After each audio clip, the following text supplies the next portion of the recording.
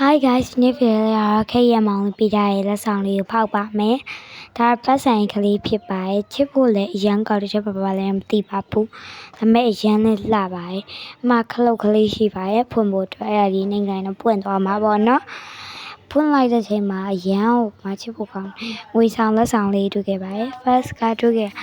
လို့ခယူးနဲ့တွေ့ထားတဲ့လက်ပတ်ကလေးပေါ့နော်အဖြူလေးခယူးလေးနဲ့တည်ထားပြီးပါပလဲကျိုးလေးလည်းပါ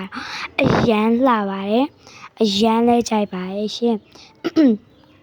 သူ့ထဲမှာကအရန်လဲချစ်ဖို့ကောင်းပြီအဖြူလေးဆိုငွေဆောင်တော့ဝယ်ထားတယ်မှာပါအဲကျမပြန်ပေးရပါတော့ခိတ်ကိုပြန်ပေးရပါ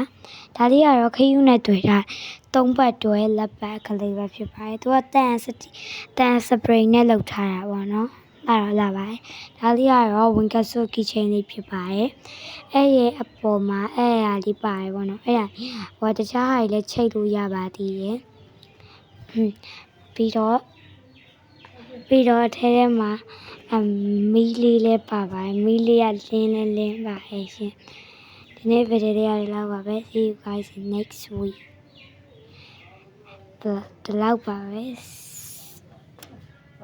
see you guys next